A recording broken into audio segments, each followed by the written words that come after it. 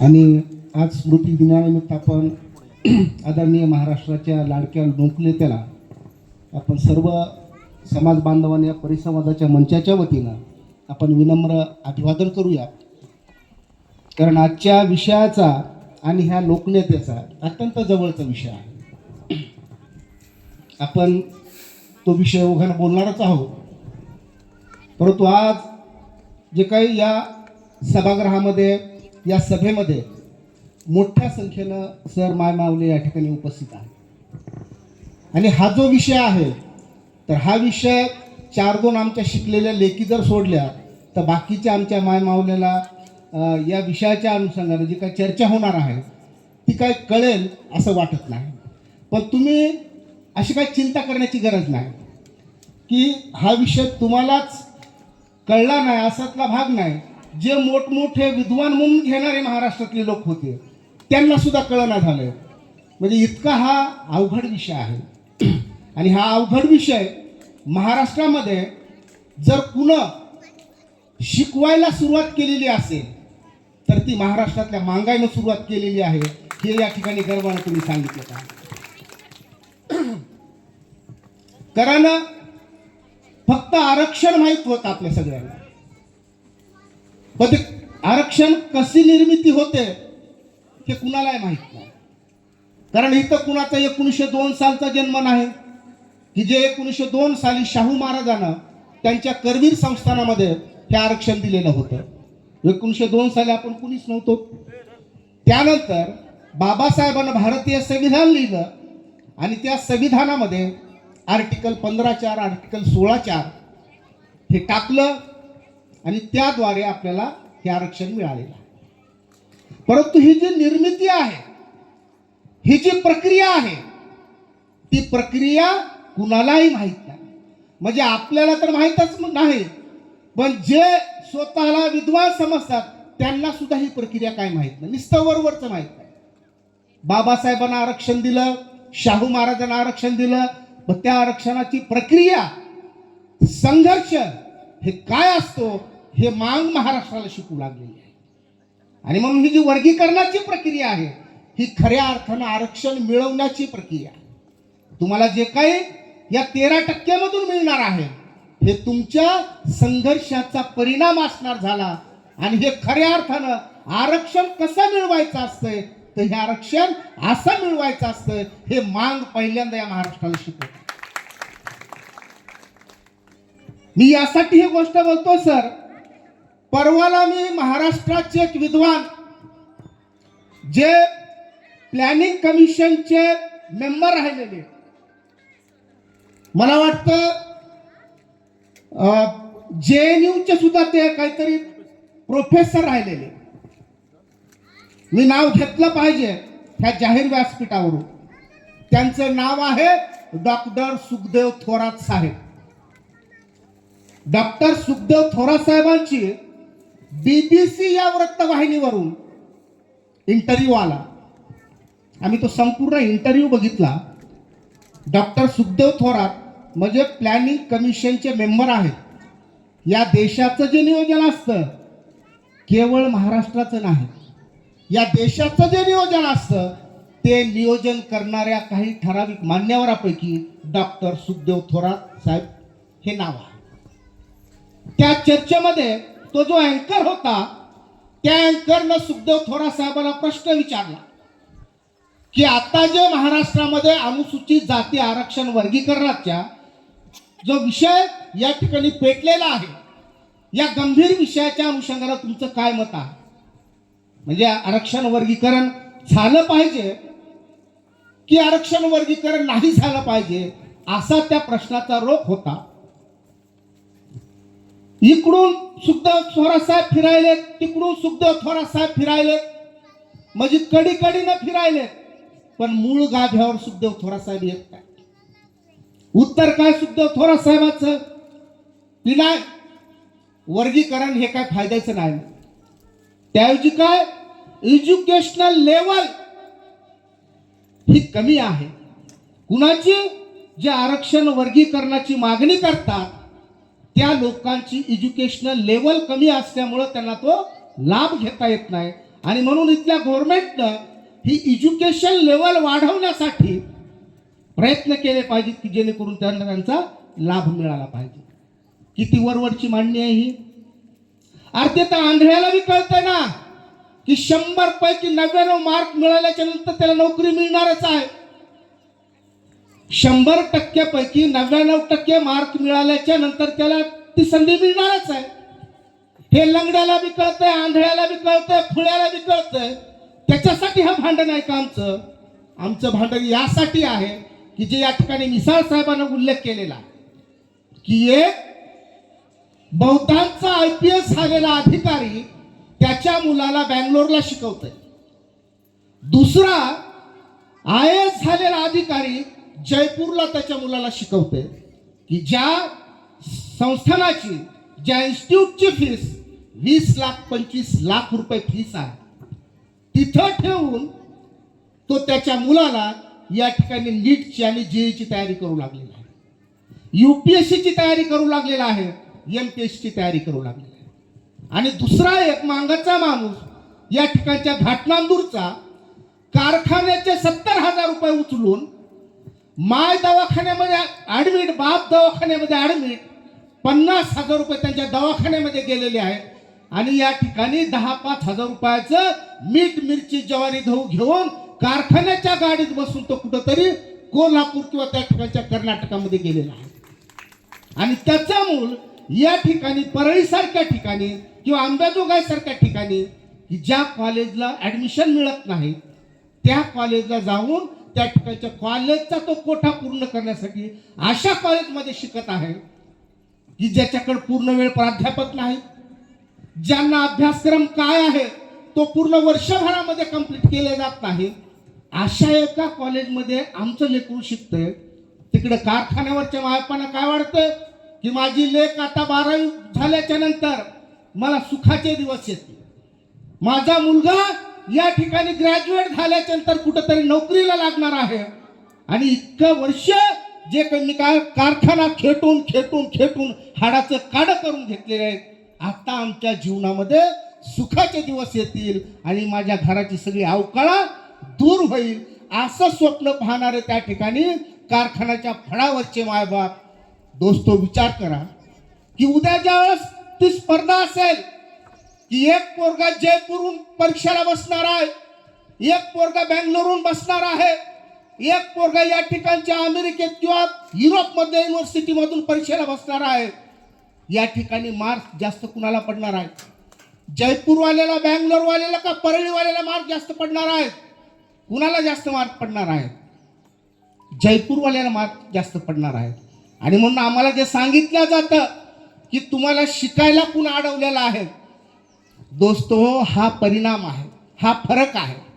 आणि मग जर असंच असतं 1902 साली जेव्हा शाहू महाराज आरक्षण देऊ लागले, शाहू महाराज आरक्षण देऊ लागले की हे जे काही सगळे या समाज व्यवस्थेतील सगळे घोडे आहेत, उदाहरण दिलेलं होतं की काही तगडे घोडं त्या संधी मिळवण्यासाठी धावत जाऊन लवकर ते मिळवतात आणि काही मरतुकडे घोडे तिथपर्यंत जाऊच तर ते सगळं संपून जातं.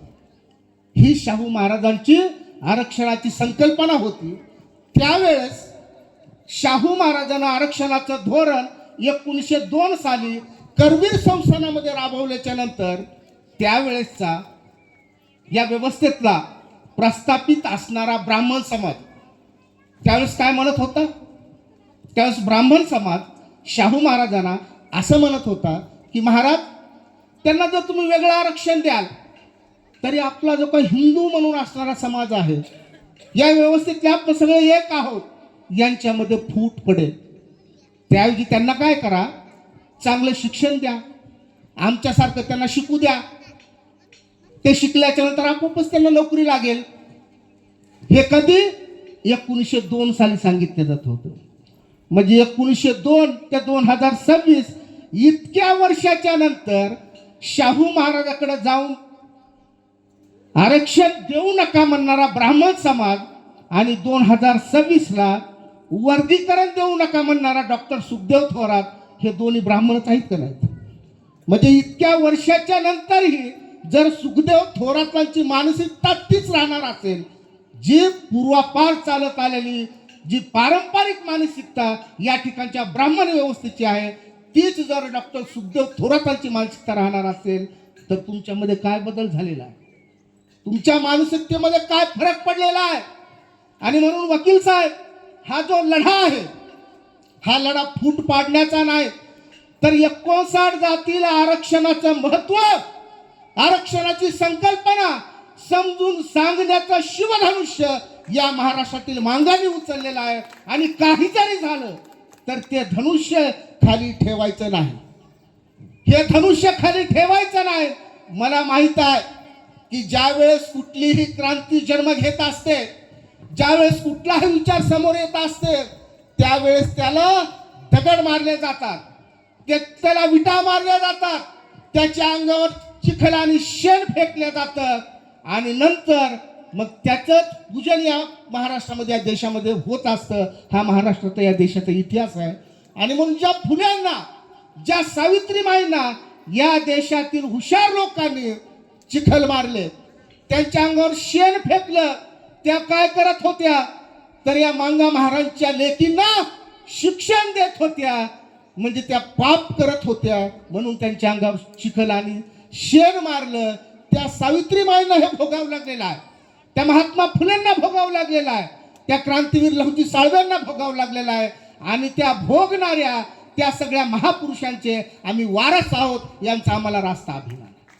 आणि म्हणून आम्हाला माहित आहे की आज फूट म्हणून वर्गीकरण झाल्याच्या नंतर दलितामध्ये फूट पडेल, आमची एकता भंग पावेल, असं जरी म्हणत असले तर वर्गीकरण झाल्याच्या नंतर काय फूट पडणार आहे तो येणारा काळ सांगेल. परंतु यातून होऊन होऊन काय नुकसान होणार आहे? जर वर्गीकरण झालं, माय मावल्या हो, तुम्हाला हे सगळं कायदेशीर विषय असल्यामुळे तुम्हाला कळणार नाही.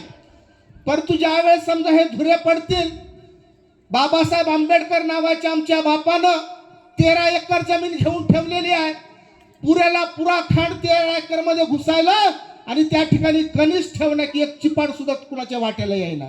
आमचं काय म्हणणं आहे, त्या 13 एकर मध्ये 3 हिस्से किंवा 2 हिस्से करा, तुमचा खांड त्याच्यामध्ये घाला, आमचा जे काय खांड असेल आम्ही आमच्या ह्याच्यामध्ये घालू. म्हणजे तुझ्या कणसाला धक्का तुझ्या कणसाला बी आम्ही धक्का लावत नाहीत, आणि आमच्या इकडेही तू येऊ नये. आणि असं जर बांध घातला, असं जर विभागणी झाली, तर तुमचं नुकसान काय होणार आहे? तर तुमचं नुकसान हे होणार आहे की तुमच्या सोबत कारखान्याला जे काय उचल घेऊन फिरणारा जे काय तुमचा पोरगा आहे ते डॉक्टर होणार आहे. तुमच्या सोबत सालगडी म्हणून कुठेतरी एखाद्या सातारा सांगलीला जाऊन साल घालणाऱ्याचा पोरगा इंजिनियर होणार आहे. कारण दरवर्षी 1300 मेडिकल ऑफिसर केवळ MBBS या पदवी अंतर्गत 1300 डॉक्टर्स होतात महाराष्ट्रामध्ये, अनुसूचित जातीचे, म्हणजे 59 जातीचे. त्या 59 जातीच्या 1300 डॉक्टर पैकी मांगाचे खूप झाले 4 किंवा 5 या ठिकाणी मेडिकल ऑफिसर म्हणून दरवर्षी प्रवेश घेतात. जर का वर्गीकरण झालं, जर का अशा पद्धतीची फूट पडली, तर दरवर्षी मांगाचे 200 ते 250 मेडिकल ऑफिसर म्हणून त्या ठिकाणी प्रवेश घेणार आहेत. आणि ते प्रवेश 99% मार्कावर नाही. माझं काय मत आहे, मी तुम्हाला अशा पद्धतीची काही कमी गुणवत्तासाठी प्रेरित करत नाही. आम्ही 99% नाही, आम्ही 100%च घेतले पाहिजेत. परंतु असे काही मायबाप आहेत की जे त्या लेकराला ती सुविधा देऊ शकले नाहीत, आणि त्याला जर उद्या 67 मार्क पडले, बाकीचे 95-97 पर्यंत गेलेले असतील, तुमच्या 67 वाल्याचा निभाव लागणार नाही. परंतु वर्गीकरण जर झालं तर 67% वाल्याला सुद्धा या ठिकाणी मेडिकलला प्रवेश द्यावा लागणार आहे. कारण तो आमचा राखीव कोठा असणार झाला की उद्या त्या ठिकाणच्या 1300 पैकी जर समजा आमच्या वाट्याला 3% जरी आलं, तर 250 ते 300चा वाटा हे मांगायच्या हिश्श्याला येणार आहे. आणि ते 250-300 दरवर्षी मेडिकलला प्रवेश घेणार आहेत. हे तुमचं नुकसान होणार आहे. हे नुकसान करून घ्यायचं का कसं? का बरं आहे कारखाना? दरवर्षी मांगाचे 200-250 मेडिकल ऑफिसर म्हणून MBBS ला जाणार आहेत, इतकेच BDS ला जाणार आहेत, इतकेच BAMS ला जाणार आहेत, इतकेच या ठिकाणच्या वेगवेगळ्या ज्या काही पदव्या आहेत वैद्यकीय क्षेत्रातल्या त्यांना जाणार आहे. त्याच पद्धतीने इंजिनिअरिंगची ती अवस्था आहे, दरवर्षी 2-2.25 लाख प्रवेश या ठिकाणी होतात. हीच या ठिकाणच्या कायद्याचं शिक्षण जे आपण ज्याला लॉ म्हणतो आपण, महाराष्ट्रामधल्या जवळपास 200-250 ज्या आस्थापना आहेत, 200-250 आस्थापनेवर आज जर बघितलं तर एका डिपार्टमेंट जर बघितलं तर तुमचे 10 माणसं सुद्धा संपूर्ण महाराष्ट्रामधून निघत नाहीत. 10 माणसं सुद्धा एका आस्थापनेवर तुमचे आढळत नाहीत. आणि हे वर्गीकरण जर झालं तर प्रत्येक आस्थापनेवर तुमचे हजारोशे माणसं या ठिकाणी आढळून येणार झाले. हे मतदान कसं?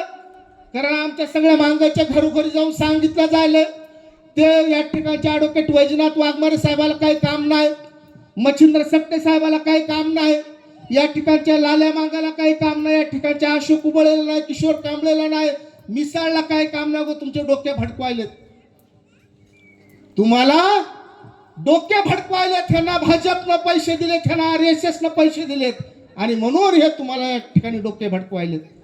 त्याचं शांतपणे ऐकून घ्यायचं आणि शांतपणे त्याला सांगायचं की होय ते आमचे डोके भडकू लागलेत. पण साहेब 2000 साली आंध्र प्रदेशमध्ये अशीच वाटणी झाली आरक्षण वर्गीकरणाची. 2000 साली चंद्राबाबू नायडू नावाचे मुख्यमंत्री होते, त्यांनी अशीच वाटणी केली. 2000ला तो कायदा आला. 2001, 2002, 2003 आणि 2004 4 वर्षामध्ये त्या ठिकाणचा जो मादिगा आहे, जसं आपण मागणी करतोय तसा तिथला मादिगा मागणी करत होता. आणि त्या मादिगाचे ह्या 4 वर्षामध्ये मी जे आता तुम्हाला सांगितलं MBBS, BDS, BAMS, BHMS, DHMS, तुमचे इंजिनिअरिंग किंवा वेगवेगळे जे काही फी आहेत, ह्याच्यामध्ये मादिगाचे लेकरं किती लागले असतील 4 वर्षामध्ये? 21,000. किती लेकरं लागले मादिगाचे? 21,000 लेकरं 4 वर्षामध्ये वेगवेगळ्या आस्थापनेवर क्लास 1 आणि क्लास 2 मध्ये जॉईन झालेले आहेत. हे सरकारी फिगर्स आहेत, हे रिपोर्ट्स आहेत, हे उषा मेहरा कमिशनच्या अहवालामध्ये आलेला आहे. आणि म्हणून आम्हाला जे काही या ठिकाणी आमची दिशाभूल केली जाते की तुमच्या हिश्श्याला काहीच येणार नाही, असं काहीही नाही. आपल्याला आमचा हिस्सा मिळत नाही म्हणून आम्ही हे मागतोय. या देशामध्ये 100% आरक्षण होतं. 100% आरक्षण असतानाही बाबासाहेब आंबेडकरांनी 13%च काढून घेतलं. बाबासाहेबांनी तेव्हाच म्हणले असते ना सगळ्या आपल्या लोकांना, हे पोरो तुम्ही एवढं शिका की पुऱ्याला पुरं 100 तुम्ही घेऊन टाका म्हणून. का बाबासाहेबांना 13% या ठिकाणी शेड्यूल कास्टला दिलं, शेड्यूल ट्राईबला 7% दिलं, 27% OBCला दिलं? हे का म्हणून वेगवेगळे दिलं? कारण त्यांना माहीत आहे की या व्यवस्थेतील, या समाजातील काही जाती अशा आहेत की त्यांनी किती जरी प्रयत्न केले तर ती सर्वची सर्व जात दुसऱ्या जातीचा जशाला तसा या ठिकाणी अनुनय करू शकत नाही, जशाला तसा त्या जातीची स्पर्धा करू शकत नाही. काही 4-2 अपवादात्मक या ठिकाणी वाघमारे साहेब किंवा सट्टे सरांसारखे 4 मांग मुकाबला करतील, परंतु बाकीचे जे 96 मांग आहेत ते मुकाबला करू शकत नाहीत. हे बाबासाहेबांना त्यावेळेस कळलेलं होतं आणि म्हणून त्यांनी 100% पैकी 13% शेड्यूल कास्टला घेतलं आणि त्या 13%तून ही क्रांती झालेली. मी तुम्हाला दाव्याला सांगतो, अत्यंत जबाबदारीने सांगतो, तुमच्या वाट्याला 3% जरी आलं तर या महाराष्ट्रामध्ये दरवर्षी कमीत कमी 10 ते 12 हजार तुमचे अधिकारी म्हणून या महाराष्ट्रामध्ये जाणार आहे. आणि कल्पना करा, 1950ला संविधानाची अंमलबजावणी सुरू झालेली आहे. 1950ला संविधानाची अंमलबजावणी सुरू झालेली आहे. आज 26 आहे. 76 वर्षामध्ये दरवर्षी तुमचे 5,000 जरी धरले असते, 76 गुणिले 5,000 तुम्ही गणित करा. इतके मांगाचे अधिकारी त्या ठिकाणी वेगवेगळ्या आस्थापनेमध्ये असते, वेगवेगळ्या पदावर असते. या 76 वर्षामध्ये आता ज्यावेळेस आम्ही मोजतोय, आमच्याकडे क्रांतीवीर लहुजी साळवे अभ्यास आयोगाचा अहवाल आम्ही बघितलेला आहे. आम्ही बघतो मंत्रालयातले एक विभाग, त्या विभागामध्ये बौद्धांचे किती 3,547. किती? 3,547. मी कुणावर टीका करत नाही आणि कुणाला घाबरण्याचं कारणही नाही. हे आयोगाच्या अहवालाची आकडेवारी आहे. तुम्ही गुगलवर जर टाकली किंवा जीपीटीवर जर टाकली तर तुम्हाला ही माहिती मिळते. 3547 कुणाचे? बौद्ध समाजाचे. आणि मांगाचे किती? म्हणजे 17. अरे मग 13% जर सगळ्यांना समान आहे तर आमचे 17 कसे? आणि इकडे 3500 कसे? आणि म्हणून आमचे सुद्धा 3500 असले पाहिजेत. त्यासाठी आम्हाला अशा पद्धतीची कायदेशीर प्रोव्हिजन पाहिजे. कायदेशीर तशा पद्धतीची प्रोव्हिजन आमच्यासाठी सुद्धा असली पाहिजे. त्या प्रक्रियेचं, त्या प्रोव्हिजनचं नाव आहे अनुसूचित जाती आरक्षण वर्गीकरण. आणि म्हणून ह्या लढ्यामध्ये जसं मिसाळ साहेबांनी सांगितलं की परळी संपूर्ण पिवळी झाली पाहिजे. दोस्तो, हा लढा आणि ह्या लढ्यामध्ये सहभागी असणारे जेवढे काही नेते मंडळी असतील, जी समाज मंडळी असेल, तो हा लढा केवळ आरक्षण वर्गीकरणाचा लढा म्हणून त्याकडे बघू नका. तर ज्या डॉक्टर बाबासाहेब आंबेडकरांनी इथल्या माणसाला माणूसपण मिळावं, त्याची मानवी प्रतिष्ठा जपली जावी म्हणून या ठिकाणच्या काळाराम मंदिराचा सत्याग्रह केला. या ठिकाणच्या माणसासारख्या माणसाला पिण्याच्या पाण्याचा अधिकार नव्हता. ज्या तळ्यावर गाढवं, कुत्रे आणि मांजरं जाऊन या ठिकाणी पाणी पित होते, त्या 14 तळ्याचा सत्याग्रह केला. तो सत्याग्रह ज्या पद्धतीनं मानवी मूल्याचा होता, त्यापेक्षा कैक पटीनं मानवी मूल्याचा हा संघर्ष आपण लढतो आहोत. की ज्या जाती हजारो वर्षापासून ज्यांच्या वाट्याला काहीच आलेलं नाही, त्या सर्व जातींचा आपण लढा लढतो आहोत. आणि हा लढा केवळ मांगाचाच नाही.